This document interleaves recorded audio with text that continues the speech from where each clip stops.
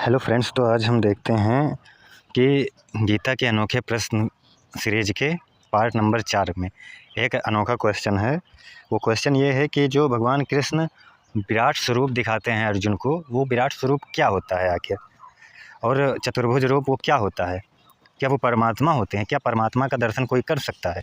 क्योंकि कहा तो यही गया है कि कोई आत्मा परमात्मा जैसी चीज़ें ऐसे है ही नहीं जिसका तुम दर्शन कर सको। वो तो अदृश्य है, उसको हम देख नहीं सकते, सुन नहीं सकते, महसूस नहीं कर सकते, ऐसी चीज़ें। मतलब वो हमारी चेतना को विस्तार देने के लिए दिया गया एक शब्द है। मतलब जो हम इन्हीं दैनिक क्रियाओं में अपने लोभ मोह ईर्ष्याओं में फंसे रहते हैं, उन्हीं को ही हटाने के लिए कि तुम अपने विचारों को ऑब्जर्व करो, देखो कि ये विचार जो है प्रकृति के गुणों के अनुसार आ रहे हैं, कोई है इससे परे। तो वो एक शब्द दिया गया आत्मा परमात्मा, जो आप कह सको सत्य ब्रह्म। तो क्यों वो शब्द दिया गया? वो इसीलिए दिया गया कि तुम अपने विचारों को ऑब्जर्व करो, देखो कि यहाँ पर सब कुछ प्रकृति के नियमों के अनुसार हो रहा है, और उस मैं करता की भावना को कमज़ोर करो कि तुम्हें लगता है मैं करता हूँ, यहाँ तक कि वो कोई मैं है भी नहीं तुम्हारे अंदर। बस सिर्फ वो एक तुमने बना लिया है उस प्रकृति के गुणों के अनुसार, तुम्हारे अंदर वो मैं भावना आ गई है और तुम्हें लग रहा है कि मैं करता हूँ, यहाँ तक कि वो मैं भी प्रकृति ही है। गीता में बाद में कहते हैं भगवान की वो अपरा प्रकृति है, उसको भी प्रकृति ही बना देते हैं। तुम्हारा मन, मैं, अहंकार, बुद्धि सब कुछ प्रकृति ही है, और प्रकृति जो है वो नियमों के अनुसार चलती है, उसमें तुम्हारा कोई हाथ नहीं होता, सब कुछ प्रकृति के गुणों के अनुसार होता है। तुम्हारा अहंकार भी तुम्हारे माहौल से हटके नहीं होगा, मेरे कहने का मतलब। तुम्हारा अहंकार जो है कि मैं करता हूँ, वो भी तुम्हारे माहौल से ही जन्मा है। तुम्हें भले लग रहा हो कि मैं अलग हूँ, मैं अलग हूँ, नहीं, तुम्हारी एक एक थॉट उस माहौल से जुड़ी होगी, क्योंकि तुम्हारा अहंकार भी उसी माहौल से बना है, उसी प्रकृति के गुणों से बना है। तो इसीलिए तुम स्वतंत्र कहाँ हुए? तुमने खुद को देखा ही नहीं। तो वही विचारों को ऑब्जर्व कराने के लिए कि विचारों को देखो, इसीलिए वो एक शब्द दिया गया आत्मा ब्रह्म, जिसके के अंतर्गत सब कुछ हो रहा है। वही ब्रह्म या आत्मा सब में है, सब में होते हुए भी वो सबसे परे है, वो अदृश्य है, अदा है, असोच से है। ऐसे ऐसे शब्द देकर मतलब कि उसको फिर हम पकड़ न सके किसी तरह से। तो फिर यहाँ बात आती है फिर कि ये दर्शन जो कुछ लोगों को होता है भगवान का, क्या परमात्मा का दर्शन कोई कर सकता है? क्या कोई भगवान का दर्शन कर सकता है? जैसे कि लोग आप सुनते होंगे, खैर फिल्मों की मैं बात नहीं करूँगा, वो सब तो बकवास ही होती है भक्ति फिल्में।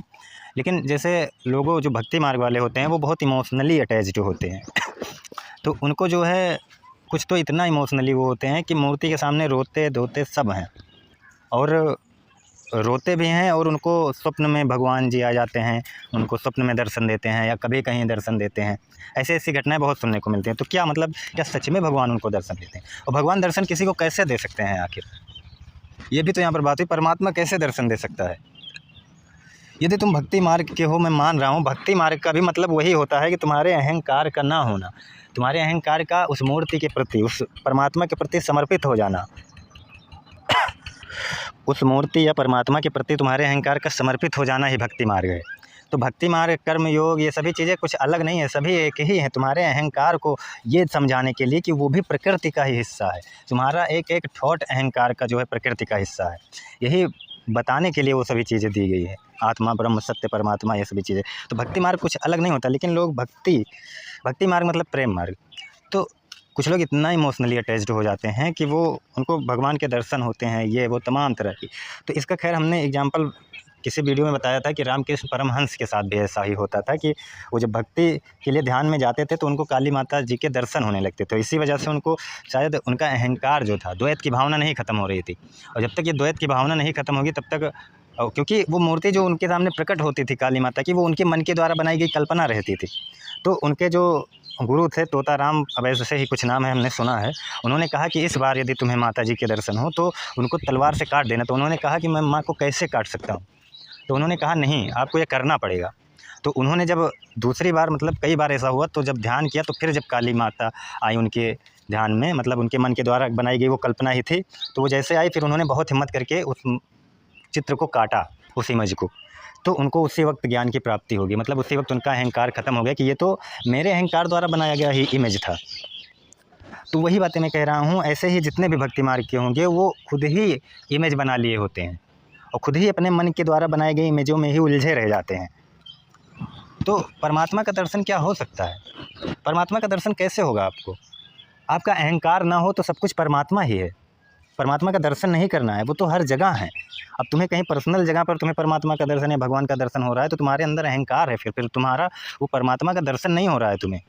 वो तुमको बस ये समझ लो, जो मन ने तुम्हारी इमेज बनाई हुई है उसी का समझ लो वो रिफ्लेक्शन है, कि जब मूर्ति के सामने जाते हो स्वप्न में तुम्हें या कहीं पर भी ऐसे, वो मन की कल्पना है। आप उस मन की कल्पना को देखो ना, पहले मन के विचारों को ऑब्जर्व करो, तुम्हें लगेगा कि ये तो मेरे ही मन के द्वारा बनाई गई चीज़ें हैं। जैसे इनको रामकृष्ण जी को हुआ था, ऐसे ही इसीलिए बौद्ध धर्म की जो शाखाएँ हैं आपने देखा होगा, क्या कहते हैं उसको, बौद्ध धर्म द्वारा जो ले जाया गया था चाइना में, उसमें तो इतना अद्वैत की भावना है कि वहाँ पर कहा जाता है कि यदि बुद्ध भी मिले तो उनको भी काट दो, क्योंकि ये सभी चीज़ें अगर कोई मिल रहा है तुम्हें या कुछ भी ऐसा, तो वो समझ लो तुम्हारे मन के द्वारा ही बनाई गई कल्पनाएँ हैं। ये सब मैं बस सिर्फ एक एग्जाम्पल के लिए रख रहा हूँ। तो मतलब तुम कोई भी इमेज बना लो तो उसमें तुम फंस जाओगे, तुम्हारा मन वहाँ खेल जाता है तुमसे, भगवान के दर्शन करा करा कर तुमको उसी में बांध देता है कि चलो अहंकार ने तुम्हारे एक चीज़ छोड़ा नहीं कि एक भगवान के नाम पर पकड़ लिया कुछ।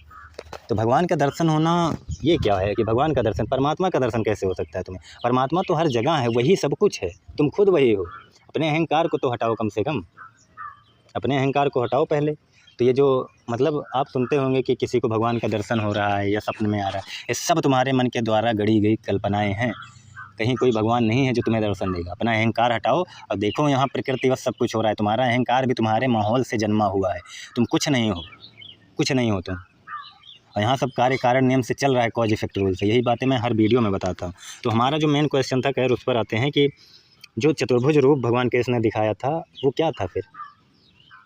वो वहाँ पर फिर लोग यही कहेंगे ना कि देखो परमात्मा ने दर्शन दे दिया था उस समय, यही तो कहेंगे कि भगवान ने दर्शन दे दिया था।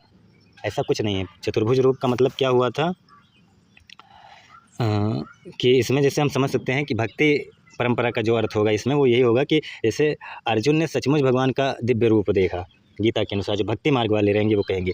वहाँ कहा गया कि मतलब वहाँ पर ये कहा गया कि समान आँखों से नहीं, दिव्य चक्षु से देखा, यानी यह रोज़मर्रा की दृष्टि नहीं थी, चेतना की बदली हुई अवस्था थी। यहाँ विराट रूप का मतलब समस्त जगत एक ही सत्ता में समाहित है। ये होता है भक्ति मार्ग का रियल मतलब। कोई परमात्मा का दर्शन नहीं हो रहा है, इसका मतलब यही हुआ कि अर्जुन की चेतना जो है वो बदल गई। मतलब दिव्य चक्षु जो एक संकेत है कि उनको जो है भगवान कृष्ण उस अवस्था में ले जा रहे हैं। दिव्य चक्षु का मतलब उनकी चेतना बदल रहे हैं, और वो चेतना बदलने के बाद उनको दिखा कि ये संपूर्ण सृष्टि जो है वो एक ही सत्ता में समाहित है, एक ही ब्रह्म। अब इसका मतलब नहीं कहीं कोई ब्रह्म बैठा है उसके अंदर ये सभी चीज़ें। इसका मतलब यही कि सबका आधार वही है, सब कुछ वही है, सब में वही चेतना है, उससे अलग कुछ नहीं है, सब अद्वैत है। इसका मतलब होता है अद्वैत। तो वही बात है जो अर्जुन को दिखा विराट स्वरूप, वो पूरा ब्रह्मांड, मतलब यही दिखा कि यहाँ पर तो सब कुछ प्रकृति के गुणों के अनुसार हो रहा है, क्योंकि उनका उस अर्जुन का दिव्य चक्षु जो दिया गया वो मतलब एक हिसाब से इसी का रूप है कि उनका अहंकार को हटाया गया, अहंकार का पर्दा हटाया गया। तो वो जब अहंकार का पर्दा उठा तो उनको यही लगा कि जो मैं करता मान रहा था खुद को कि मैं कर रहा हूँ, यहाँ तो इस इतने बड़े संसार में सब कुछ खुद ही हो रहा है। कोई उधर मर रहा है, कोई उधर पैदा हो रहा है, उधर 50 सूर्य, ऐसे मतलब क्या क्या उसमें व्याख्या हुई है गीता में पूरा। तो मतलब वही अर्जुन देखता है कि सब कुछ तो यहाँ खुद ही हो रहा है, क्योंकि दिव्य चक्षु क्या संकेत देता है कि उनके उस अहंकार को हटाया जाता है, तब मतलब सब कुछ खुद ही हो रहा है। तो अर्जुन को वही विश्वास नहीं पड़ता कि यहाँ तो सब कुछ खुद ही हो रहा है। यहाँ पर जो होता है कि यही होता है अद्वैत अर्थ। यहाँ विराट रूप को बाहरी घटना नहीं बल्कि अर्जुन की चेतना में हुए परिवर्तन की तरह देखा जाता है। अर्जुन पहले क्या देख रहा था? मेरे लोग, मेरे गुरु, मेरा युद्ध, मेरा दुख। विराट रूप में क्या हुआ? मैं केंद्र से हट गया, यही मेन पॉइंट है। उसने देखा कि पूरा अस्तित्व एक विशाल प्रक्रिया है, जन्म, मृत्यु, निर्माण, विनाश सब एक साथ चल रहे हैं। क्योंकि उसमें दिखाया जाता है ना कि कोई उधर मर रहा है, कोई उधर जी रहा है, तमाम मुख हैं भगवान के, तमाम हाथ हैं, ऐसे मतलब बहुत कुछ उसमें दिखाया जाता है, गीता में लिखा हुआ है। तो कोई उधर मर रहा है, कोई उधर पैदा हो रहा है, निर्माण हो रहा है, विनाश हो रहा है। शिव जी दिखाए जाते हैं, शिव जी मतलब विनाश, विष्णु जी मतलब पालनहार, ब्रह्मा जी मतलब निर्माण, यही सब चीज़ें मतलब दिखाई जाती है। तो जब मैं केंद्र से हटा तो अर्जुन को लगा, और मैं केंद्र से कैसे हटा? वही दिव्य चक्षु, वो एक संकेत है। संकेत मतलब यही कि वो जो तुम्हारे आंखों पर पर्दा पड़ा हुआ था अहंकार का, वो पर्दा हटा दिया गया दिव्य चक्षु देकर। अब इसका मतलब कोई दिव्य चक्षु नहीं दिया गया, वो एक अनुभव दिखाया गया। तो विराट रूप का अर्थ क्या है कि जो मैं अलग अलग चीज़ें समझ रहा था वे सब एक ही वास्तविकता की अभिव्यक्तियां हैं। मतलब यहाँ पर सब कुछ अद्वैत है, और ये चीज़ें जो हैं जो प्रकृति के गुणों के अनुसार सब कुछ हो रही हैं, मुझे लग रहा था कि मैं कर रहा हूँ, और गजब ये सब तो प्रकृति के नियमों के अनुसार खुद ही हो रही हैं। और यहाँ जो मैं कह रहा हूँ कि मैं कर रहा था, वो मैं भी प्रकृति ही है, वो मैं भी दूसरों ने मुझे दिया है, मेरा कोई मैं अपना नहीं है। यहाँ सब कुछ दूसरों का दिया हुआ है, शरीर, मैं, मन, और ये तमाम तरह के विचार सब कुछ दूसरों से ही मिल रहे हैं, सब कुछ प्रकृति के गुणों से मिल रहे हैं। तो मेरा क्या है, और मुझे लग रहा है कि मैं युद्ध कर रहा हूँ, मैं मारूंगा लोगों को। तो यही चीज़ें अर्जुन को समझ में आती है कि यहाँ तो सब कुछ खुद ही हो रहा है, उस मैं के पर्दों को हटाओ पहले। तो वही चीज़ें यहाँ पर इसका मतलब होता है। और जो ये तो यहाँ पर वही बात मैं कह रहा हूँ कि कोई भगवान कहीं दर्शन वर्शन नहीं देते। भगवान कहाँ से दर्शन देंगे, भगवान हो तब दर्शन देना। तो तुम्हारा ही मन अलग अलग कल्पनाएं बना लेता है। अपने मन के विचारों को देखो, ऑब्जर्व करो, समझो। हमेशा मैं यही कहता हूँ, और विचारों को ऑब्जर्व करना ही दुख से दूर होने का सबसे बड़ा उपाय है। क्योंकि विचारों को ऑब्जर्व करोगे तो विचारों की पकड़ जो है शरीर से ढीली पड़ेगी। क्योंकि विचार, मैंने बताया है कि विचार से ही वैसे ही हार्मोन रिलीज होंगे, फिर शरीर वैसी प्रतिक्रियाएं देगी, फिर ऐसे ऐसे मतलब ये चलता रहता है। और जब विचार की पकड़ कमज़ोर होगी तो हार्मोन उस तरह से नहीं रिलीज होंगे, मतलब तुरंत रिएक्ट नहीं कर दोगे तुम किसी बात के लिए। तो वही चीज़ें यहाँ पर।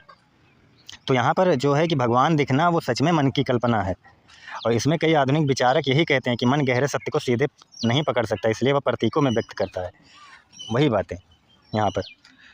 अब जैसे एक बात, जैसे एग्जाम्पल समझे, जैसे स्वप्न में समुद्र भीतर की विशालता का प्रतीक हो सकता है, प्रकाश, समझ, यश, जागरण का प्रतीक। लेकिन विराट रूप जो है वह अस्तित्व की अनंतता का प्रतीक है, जो विराट स्वरूप दिखाया जाता है। अब यहाँ एक प्रश्न फिर उठता है फिर कि अर्जुन जब डर जाता है उस विशाल स्वरूप को देखकर, तो वो क्यों डर जाता है? वो इसीलिए डर जाता है कि उसको लग रहा था कि मैं कर रहा हूँ, लेकिन यहाँ पर तो सब कुछ खुद ही हो रहा है, मेरा कोई अस्तित्व ही नहीं है, मैं तो दूसरे को द्वारा दिया गया एक कठपुतली हूँ इस प्रकृति का। वही चीज़। तब यहाँ पर फिर उनको कहते हैं अर्जुन भगवान कृष्ण को कि कुछ ऐसा दो जिससे मुझे कुछ सहारा मिले। एक बैग अचानक ही ऐसा खुद को एहसास होना कि मैं कुछ करता ही नहीं, तो ये तो दुख तो होगा ही इसका। तो इसीलिए फिर चतुर्भुज रूप दिखाते हैं। चतुर्भुज रूप का मतलब क्या है? कोई चतुर्भुज रूप का मतलब ये बस मत समझना, ये समझ लो एक सहारा वहाँ पर कि हाँ शरीर है तुम्हारा, कुछ है उसका अस्तित्व, लेकिन उसका अस्तित्व क्या है चतुर्भुज स्वरूप का? कि शांति प्राप्त करो, दया, संतोष, ये सब रहना चाहिए तुम्हारे अंदर। यही होता है चतुर्भुज रूप, मतलब शांति का प्रतीक। कि तुम्हारा अंदर अगर दया है, संतोष है, शांति है, तब तुम्हें धीरे धीरे पता लगने लगेगा कि यहाँ पर तो सब कुछ खुद ही होता है। इसलिए लोग कहते हैं कि परमात्मा की मर्जी के बिना पत्ता तक नहीं हिलता। और ये बात सत्य है। वहाँ परमात्मा मतलब कोई परमात्मा नहीं, वो इसी प्रकृति को कहा जाता है। क्योंकि जो तुम समझते हो मैं करता हूँ, उस मैं कर्ता की भावना को हटाने के लिए ये भी बहुत गहरा समझ लो महावाक्य है एक हिसाब से। तो वही बात है यहाँ पर। तो विराट रूप क्या है? सत्य अपनी अनंत स्थिरता में हो, अनंतता में हो, मतलब सत्य। और चतुर्भुज रूप क्या है? वही सत्य व्यवस्थित समझने योग्य रूप में, मतलब किसी समझने योग्य रूप में जब दिखाते हैं भगवान कृष्ण, तब वो समझ लो चतुर्भुज रूप होता है। और फिर उसके बाद मानव रूप में आ जाते हैं, वही सत्य जीवन के बीच फिर सुलभ रूप में। तो वही बात है यहाँ पर। अर्जुन को पहले, यानी अर्जुन को जो पहले रूप दिखाया गया है वो वास्तविकता कितनी विशाल है ये। फिर उसी सत्य को ऐसे देखो कि तुम उसके साथ भी जी सको, ये चीज़ें हैं यहाँ पर। तो वही बात है। परमात्मा का कोई दर्शन कर रहा है, कोई कुछ कर रहा है, परमात्मा का दर्शन कैसे होगा?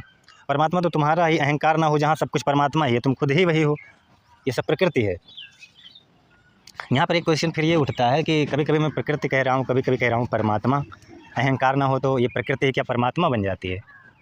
परमात्मा देखो, परमात्मा कहीं कोई बैठा नहीं है पहली बात तो, और ना वो यहाँ बैठा है, वही सब कुछ है। ये प्रकृति भी वही है, वो प्रकृति में भी है और प्रकृति से परे भी है। और प्रकृति से परे होने का मतलब ये नहीं कि बियॉन्ड द अर्थ है।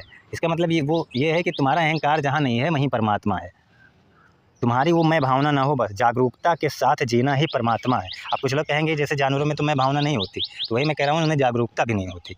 दुखी इंसान होते हैं अपने थॉट से, अपने जीवन से। जानवर के अंदर इतना थॉट नहीं होता है कि वो अपने थॉट से दुखी हों। तो तुम्हारे थॉट को ही ऑब्जर्व कराने के लिए ये सभी चीज़ें हैं कि देखो, जो तुम समझते हो कि मैं भावना को पकड़ कर बैठे हो कि मैं करता हूँ, और मैं करता हूँ की वजह से ये दुख होता है। अब इसका मतलब ये नहीं कि मैं करता ना मानूँ तो मुझे दुख नहीं होगा, नहीं, तुम करता हो ही नहीं तो तुम मानो या ना मानो। लेकिन मैं करता मानने से तुम्हारा पकड़ इतना मजबूत विचारों के प्रति हो गया है कि तुम्हें लगता है कि मुझे ही, मेरे साथ ही क्यों। तुम मानो या ना मानो, तुम करता हो ही नहीं, तुम्हारी मैं भावना भी दूसरों के द्वारा दी गई है, वो भी प्रकृति ही है। तो यहाँ पर मेरा जो मेन मकसद था कि चतुर्भुज रूप या विराट स्वरूप, वो समझ लो एक हिसाब से अर्जुन को ये दिखाना कि उस मैं भावना का पर्दा हटने के बाद ये पता चला कि ये तो प्रकृति के गुणों के अनुसार यहाँ सब कुछ हो रहा है, मैं तो कुछ कर ही नहीं रहा हूँ। इसीलिए फिर वो युद्ध के लिए तैयार होता है, क्योंकि उसको वो सत्यता का ज्ञान हो जाता है। और उसके बाद फिर जो एक सबसे इम्पोर्टेंट बात है वो ये कि जो लोग भगवान का दर्शन कुछ लोगों को होता है, वो सब कल्पनाएं हैं उनके मन की। अब यहाँ कुछ लोग एग्जांपल देंगे कि गीता में भगवान ने यही कहा है कि एक श्लोक है, यो यो याम याम भक्ता तनु श्रद्धम अर्चितम इच्छति, ऐसे कुछ करके है, मतलब जो जो जिस रूप में मेरी पूजा करता है मैं उसको उस रूप में भजता हूँ या प्राप्त होता हूँ। तो ये क्या है, मतलब हम भगवान को जिस रूप में पूजेंगे वो हमें उसी रूप में तो प्राप्त होंगे, ये तो भगवान ने कहा है। तो यहाँ इसका मतलब ये थोड़ी है, इसका मतलब यही कह रहे हैं भगवान कृष्ण कि जो जो जिस जिस रूप में मुझे पूजेगा मैं उसको उसी रूप में प्राप्त होऊंगा। मतलब तुम जिस जिस रूप में उनको चाहोगे, इसका मतलब ये नहीं कि भगवान को ही चाहना, तुम आप कुछ भी चाहोगे तो जिसके पीछे तुम मेहनत करोगे वो तुम्हें प्राप्त ही हो जाएगा। तुम दुःख के पीछे भागोगे दुःख प्राप्त होगा, सुख के पीछे भागोगे सुख प्राप्त हो सकता है, लेकिन वो शांति नहीं मिलेगी तुमको। तो यहाँ पर जो जिस देवता में विश्वास रखता है मैं उस देवता के प्रति जो है श्रद्धा को मजबूत करता हूँ। ये सभी जो चीज़ें हैं, पहली बात तो कई सारे देवता का कोई मतलब ही नहीं है, परमात्मा एक ही है। वो वहाँ पर कहा इसलिए जा रहा है कि तुम्हारे अहंकार से वहाँ हर बातें कही जा रही है। तुम्हारा अहंकार कैसे तो हटे, चलो एक मूर्ति को देखकर हट रहा है वहीं से हटाओ, लेकिन वो एक मूर्ति सिर्फ सीढ़ी होगी, उसके बाद आगे बढ़ना है तुम्हें, मूर्ति पर नहीं अटक जाना है। जो लोग अटक जाते हैं, फिर अटक जाओगे तो वो इमेज मन फिर खेल जाएगा, तुम्हारा अहंकार तुम्हारे साथ फिर इमेज बनाएगा, फिर वहीं पर अटकाए रखेगा। जहाँ द्वैत की भावना ख़त्म हो जाए, अद्वैत बचे, पूर्ण प्रेम हो, जहाँ भक्ति कोई अलग नहीं होती, वो पूर्ण प्रेम, जहाँ अहंकार ना बचे वो पूर्ण प्रेम होता है, वही होती है भक्ति। तो कोई अलग चीज़ नहीं, भक्ति मार्ग, कर्म मार्ग, ध्यान मार्ग, ज्ञान मार्ग सब एक ही है। तो यहाँ पर भगवान का दर्शन होना ये सब बस फालतू की बकवास की बातें हैं। तो बस इतना ही आज के लिए।